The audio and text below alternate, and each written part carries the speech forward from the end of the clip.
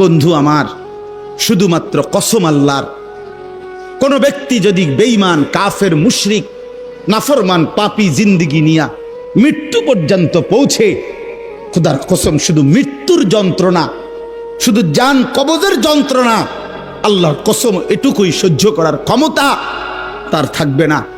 এই জান কবজের যন্ত্রণার সামনে তার 60 বছরের দুনিয়া যা ভোগ করছিল, মজা করছিল, 1 সেকেন্ডে ভুলে যাবে।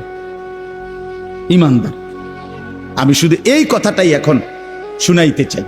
এই তর্জমাটা বললে আমার কথা শেষ। এটাই আমার বক্তব্য। ভাইয়া, কবরে লম্বা সময় থাইকা কি কষ্ট পাইবা?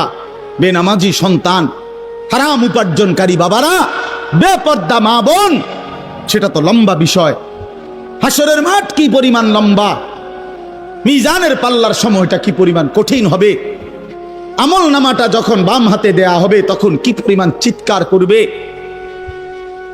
ফুলসেরাত পার হতে 30,000 বছরের রাস্তা, এই অন্ধকারাচ্ছন্ন রাস্তা কিভাবে পার হবে সে তো পরে লম্বা বিষয়।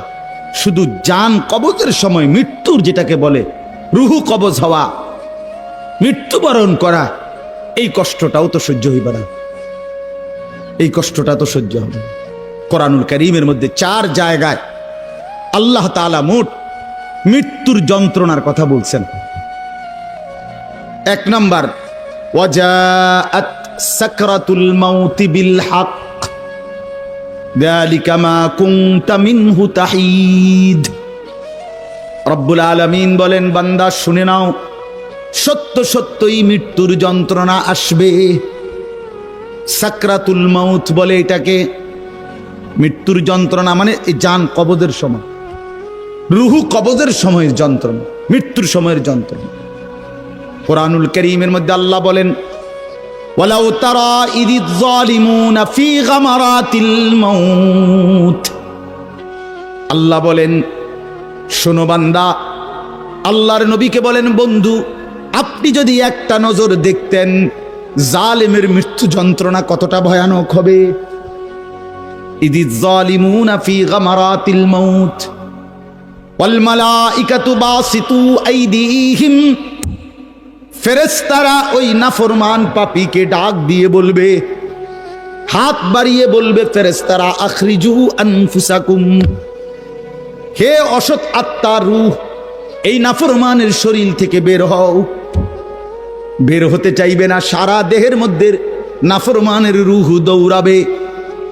মালাকুল মউত আজরাইল একটা টান দিয়ে যখন রূহটাকে ছিঁড়ে বের করবে, কলিজা থেকে বের করবে, একটা টানে কণ্ঠনালীর কাছে চলে আসবে।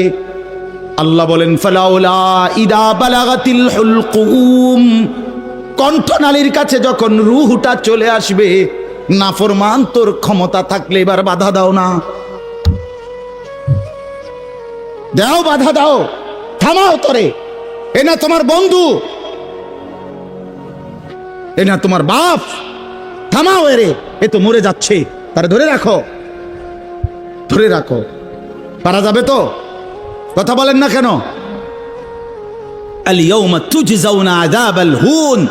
আল্লাহর ফেরেশতারা জান কবজের মুহূর্তে, খোদার কসম আল্লাহ বলছে, জান কবজের সময় বলবে, মনে রাখিস না ফরমান, আজকে তোরে কবরে নিয়া চূড়ান্ত তোরে আযাব শাস্তি ভোগ করাবো।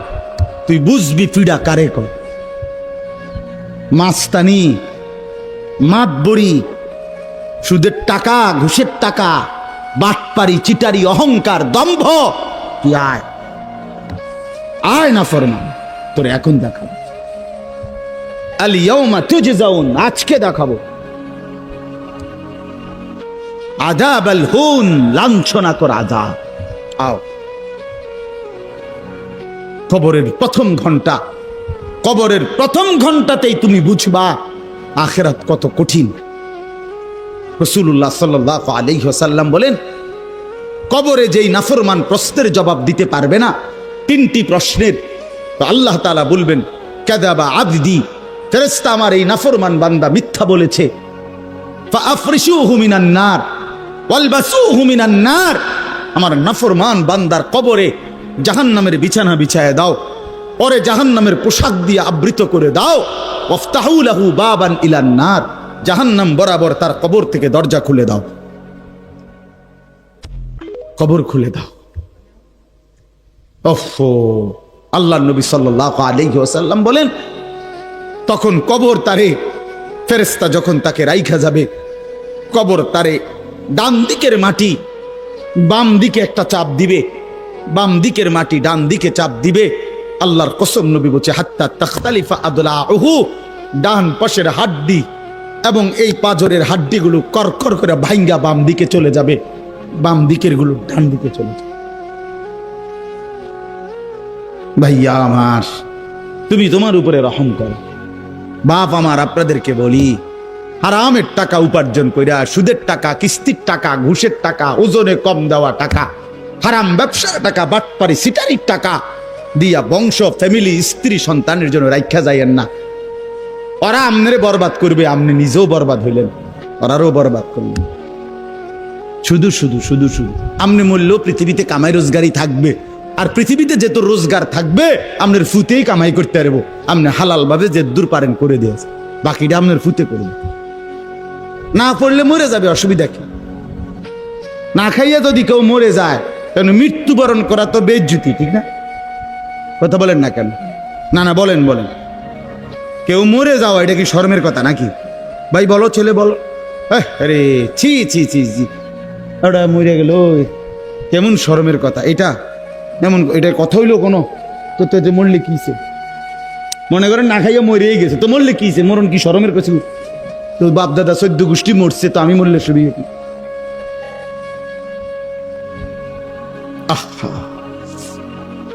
এজন্য বন্ধু, আল্লাহ তাআলা বলছেন, ওয়ালাউ তারা ইদিয যালিমুন, এই শোনেন বন্ধু, আপনি যদি একটা নজর দেখতেন। আমরা তাফসীর কিতাবে পড়ছি, আত-তাযকিরা, ইমাম কুরতুবী রাহমাতুল্লাহর কিতাব, আত-তাযকিরা ফি আহওয়ালিল মাউতা ফিল আখিরা, অনেক সুন্দর কিতাব, বাংলা অনুবাদ হয়েছে মৃত্যুর ওপারে। ইমাম কুরতুবীর খুব সুন্দর, অনুবাদটাও অসাধারণ। এই বইতে আছে, ইব্রাহিম আলাইহিস সালাম একবার আজরাইলকে বলছিল, মালাকুল মউত আজরাইল, নাফরমানের জান কবজ করবার সময় তুমি যেই চেহারাটা হয় তোমার, ওটা আমার একটু দেখাও। মালাকুল মউত আজরাইল বলছিল, হে আল্লাহর নবী, কসম আপনি এটা দেখতে চাইেন না, আপনি সহ্য করতে পারতেন না। ইব্রাহিম আলাইহিস সালাম বললেন, না মা আজরাইল, আমি এটা দেখুমই, তুমি আমারে দেখাও একটা নজর। মালাকুল মউত আজরাইল কোন পাপী ব্যক্তির জান কবজের সময় যেই বিভৎস কুৎসিত আকৃতি ধারণ করে, আল্লাহর কসম ওই আকৃতি যখন ধারণ করছেন ইব্রাহিমের সামনে, ইব্রাহিম নবী সাল্লাল্লাহু আলাইহিস সালাম একটা চিৎকার মাইরা বেহুশ হয়ে গেছে। লম্বা সময় পরে যখন হুঁশ আসছে, তো আমি নিজে পড়ছি কিতাবে, আরবি কিতাবে, ইব্রাহিম আলাইহিস সালাম আল্লাহকে বলছে, আয় আল্লাহ, আপনার জাতের কসম মাওলা, কোন নাফরমান পাপী তার কবরের আযাব, আখিরাতের আযাব, জাহান্নামের আযাব কিছুই লাগবে না, শুধু মালাকুল মউত আজরাইলের এই বিভৎস দৃশ্য যদি সে একবার দেখে, তো তার 60 বছরের নাফরমানির শাস্তির জন্য এটাই যথেষ্ট।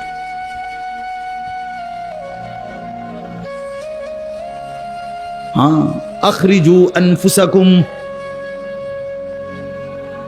এখানেও আল্লাহ তাআলা এই কথাটা বলছে, ফালাউলা কাল্লা ইদা বালাগাতিত তারাকিয়া।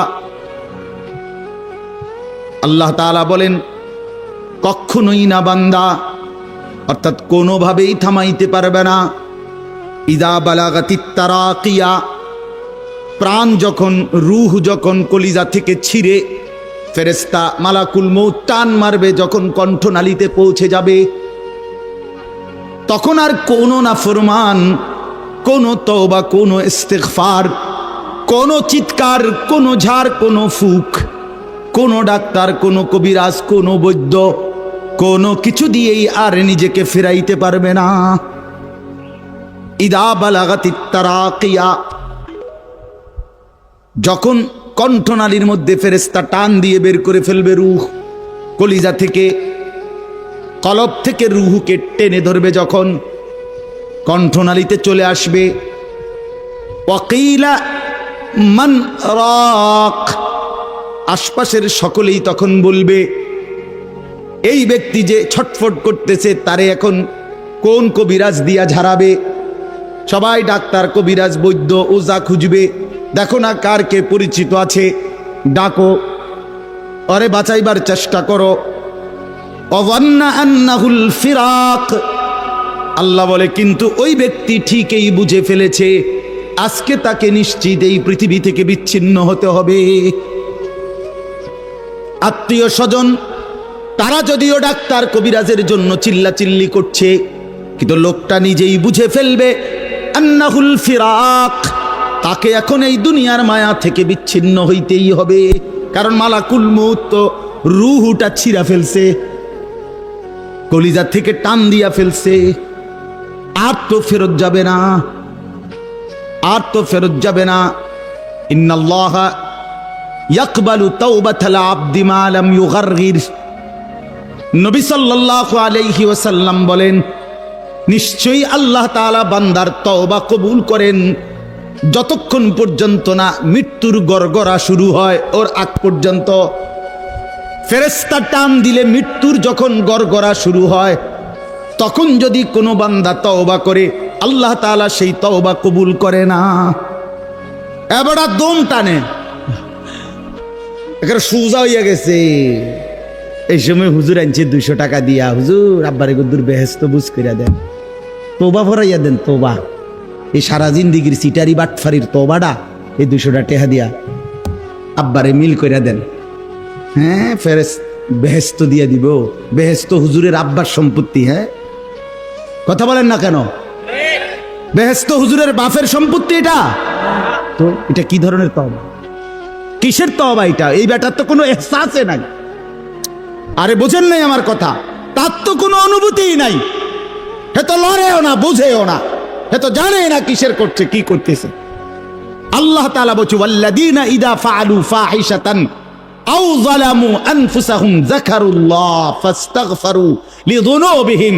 আল্লাহ বলছে আমার বান্দা যত বড় নাফরমানি করুক, করতে করতে যদি বড় থেকে বড় জুলুমও করে, কিন্তু তৎক্ষণাৎ যদি আমি আল্লাহকে স্মরণ করে আর আমার কাছে 2 হাত তুলে মাফ চায়, পিছনের গুনাহ যদি ছেড়ে দেয় আর করবে না যদি ওয়াদা দেয়, খোদার কসম কোরআনে আছে, আল্লাহ বলেন বান্দা আমি পুরাপুরি 100% মাগফিরাত দিয়ে দেব, পুরা মাফ। উলাইকা জাযাউহুম মাগফিরাতুম মির রাব্বিহিম। যখন তোমার বুঝ ছিল তখনই তুমি তওবা করছিলা, ঠিক আছে, কিন্তু যখন মৃত্যুর যন্ত্রণা শুরু হয়ে যায় তখন আর তওবা কবুল হয় না। ওয়ালাইসাতিত তাওবাতু লিল্লাযীনা ইয়ামালুনাস সাইয়্যাত হাত্তা ইযা জাআ আহাদাহুমুল মাউতু ক্বালা ইন্নী তুবতুল আন। এই যে কোরআন শরীফের আয়াত, আল্লাহ বলেন ওই ব্যক্তির তওবা নয়, পুরা জিন্দেগি নাফরমানি করেছিল, অতঃপর যখন মৃত্যুর সময় আসলো আজরাইল উপস্থিত হলো, এখন বলতেছে আমি আল্লাহ এখন তওবা করলাম। আল্লাহ বলে না বান্দা, এমন তওবা হবে না। তাইলে তওবা করবেন কখন? এখন। কখন বাবা? এখন। এখন আজ দিমাগ আছে যখন, আকল আছে যখন, বুঝ আছে যখন। আল্লাহ আমাদেরকে বুঝার তৌফিক দান করেন। ওয়ালতাফাতিস সাকু বিসাক, আল্লাহ বলেন নাফরমান তখন ভয়ে আর আতঙ্কে মালাকুল মউত তাকে টেনে বের করছে। আজরাইল এসে সামনে দাঁড়ানোর সাথে সাথে নাফরমান এই পরিমাণ ভয় পেয়ে গেছে। ওয়ালতাফাতিস সাকু বিসাক, 2টা পায়ের গোসা, মানে পায়ের গোসা বোঝেন না, গোড়ালি নিচের অংশ আর কি, জুতা পরি আমরা যেটা, এই গোসা আল্লাহ বলেন এক গোসার সাথে আরেক গোসা, মানে 2 পাও এইভাবে মিল গেছে। এটা যে একটু নড়াবে, একটু একটার উপর একটা উঠাবে অথবা কদ্দুর সরাবে, ভয়ে আতঙ্কে আল্লাহ বলেন নাফরমান এটাও ভুলে যাও। পাওটা নাড়াবার ক্ষমতাও হবে না।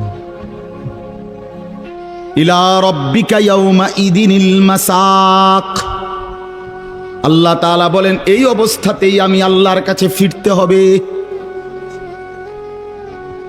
ফিরতে হবে। মৃত্যুর ভীষণ বড় যন্ত্রণা হবে। অর্থাৎ এখানে ফেরেশতা প্রথম তো টান দিবে, ফুলের মতো ছিঁড়া ফেলবে। ফুল যেভাবে গাছ থেকে ছিঁড়ে ফেলে, কলিজা থেকে রূহ তো ছিঁড়ে ফেলবে, কণ্ঠনালীর কাছে আটকায়া যাবে। তখন সে বারবার চেষ্টা করবে নিজের রূহ ফেরত নিতে, কিন্তু ফেরত নিতে পারবে না। আল্লাহ তাআলা বলেন মৃত্যুর মারাত্মক সাকরাতুল মউত তখন শুরু হবে, ভীষণ যন্ত্রণায় শরীর পাওটাও নাড়াইতে পারবে না। এই অবস্থাতেই, এই জোরাজুরি টানাটানি অবস্থার মধ্যেই তাকে আল্লাহর কাছে ফিরতে হবে। এবার আল্লাহ শেষ কথা বলে, এবার শুনো বান্দা, এই নাফরমানের মৃত্যু যন্ত্রণা এতটা ভয়ানক কেন হলো এই লোকটার? আল্লাহ তাআলা বলেন ফালা, ওই ভাই ছেলেরা শোনো, ভাই আবার শোনো, যা এই ধমকাইছি, খোদার কসম দুশ্মনী নিয়ে ধমকাই নাই, তোমার সাথে কোনো বিদ্বেষ নিয়ে ধমকাই নাই, কলিজা ভরা এটুকু ফিকির নিয়েই বলি যে এক ছেলে বদলে যাক, একটা নওজোয়ান বদলে যাক, সারা দিনের চিৎকার চেঁচামেচির দ্বারা, এই দিবানিশির এই বলার দ্বারা যদি একটি বাচ্চাও, একটা ছেলেও, একটা কিশোর, একটা যুবক, একটা তরুণ, একটি মুসলমানের মা মেয়ে যদি বদলায়, হতে পারে ওই একজনের উসিলায় আল্লাহ আমাদেরকে মাফ করে দেবে। এই আশায় ভাইয়া, এই আশায় যুবক ভাইয়া, তোমরা ইসলামের দিকে ফেরা দরকার, তোমরা আল্লাহর দিকে ফেরা দরকার। চারিদিকে সারা পৃথিবী জুড়ে সমস্ত ষড়যন্ত্র ইসলামের বিরুদ্ধে, মুসলমানের বিরুদ্ধে। তোমরা দেখছো ভাইয়া, গাজার মধ্যে মুসলমানের রক্তে ভাসতেছে, ফিলিস্তিনে মুসলমানের রক্তে ভাসছে, আজ আবার লেবাননে মুসলমানের রক্তে জমিন ভেসে গেছে। এত রক্ত প্রতিদিন মুসলমানের ঝরছে, এরপরও কেমনে নামাজ না পইরা থাকো, এরপরও কেমনে দুশ্মনের মতো চলাফেরা করো, কার মতো চুল সাজাইলা, কার মতো জামা পরলা, কার মতো নিজেকে পরিচয় দিলা, যেই বেঈমানদের সাথে তোমার চুল, জামা, শরীর, প্যান্ট, কথাবার্তা মিলাইছো, খোদার কসম ওরা তো প্রতিদিন মুসলমানের রক্তে জমিন ভাসায় দিচ্ছে, প্রতিদিন ভাসায় দিচ্ছে। এটা তো ভাবা উচিত, ভাবা উচিত। সারা দেশে, আমার এই ছোট্ট বাংলাদেশেও কি পরিমাণ ইসলাম এবং মুসলমানদের বিরুদ্ধে ষড়যন্ত্র। আমি গত আগস্ট মাসে উত্তরবঙ্গ ছিলাম, 40 দিন দাওয়াত তাবলীগের সফরে, আল্লাহর রাস্তায় মেহনতে 40 দিন এক চিল্লা সফরে ছিলাম। জুলাই মাসের 31 তারিখ থেকে সেপ্টেম্বরের 9 তারিখ পর্যন্ত। তো ওইখানে দেখছি আমি 10টা উপজেলায় অসংখ্য খ্রিস্টানদের গির্জা, যেখানে প্রতিদিন, কসম আল্লাহর, প্রতিদিন খ্রিস্টানরা, এই ইউরোপ থেকে আসা খ্রিস্ট ধর্মের অনুসারীরা, তারা আমাদের এই বাংলাদেশে, উত্তরবঙ্গে প্রতিদিন আমাদের সমাজে, মুসলমানের সমাজে খ্রিস্ট ধর্ম প্রচার করে 1জন 2জন করে মুসলমানকে খ্রিস্টান বানাচ্ছে। আমি নিজ চোখে দেখছি, কমপক্ষে 50টা গির্জা দেখছি একটি জেলার মধ্যে। 40 দিন 26 জন সাথী দাওয়াত ও তাবলীগের নিসবতে রাত দিন আলহামদুলিল্লাহ আল্লাহ করাইছে, মেহনত করছে। 16 জন আলেম ছিল আমাদের জামাতে। 40 দিন পরে আলহামদুলিল্লাহ কাকরাইলে যখন আমরা, এই দিনাজপুর এক জেলা থেকে জামাত বের হইছে, আল্লাহই করাইছেন, আল্লাহর দয়া। পরবর্তীতে আমাদের এই জামাত আমরা নিয়ে আসছি, 40 দিনের জন্য আবার বের হইছে। শুধু দিনাজপুরের আমরা যেটুকু অঞ্চলে মেহনত করছি ওই থেকে 950 মানুষ, 63টা জামাত। আলহামদুলিল্লাহ আল্লাহ করাইছে, আল্লাহ করাইছে। তো এজন্য বললাম, প্রতিনিয়ত আমাদের পার্বত্য চট্টগ্রামের হালাত খবর নেন, কি হচ্ছে। একদিন ঘুম থেকে শুনবেন উঠে পার্বত্য চট্টগ্রাম আর আমাদের কাছে নাই। গোটা বাংলাদেশে, পুরা বাংলাদেশ যত বর্গ মাইল, এর 3 ভাগের 1 ভাগ হলো পার্বত্য চট্টগ্রামের 3টা জেলা। বুঝেন নাই কথাটা আমার? সারা বাংলাদেশের আয়তন যেদূর, এটা যদি 3 ভাগ করে, শুধু 3 জেলা, রাঙ্গামাটি, খাগড়াছড়ি, বান্দরবন, পার্বত্য চট্টগ্রামের এই 3 জেলায় 1/3 বাংলাদেশে। বুঝেন হিসাব? হ্যাঁ, পুরা উত্তরবঙ্গ প্রতিদিন কাফের কাদিয়ানি, প্রত্যেক দিন তারা মুসলমানদেরকে কাদিয়ানিতে বানানোর জন্য তাদের কার্যক্রম করছে, অসংখ্য মানুষ।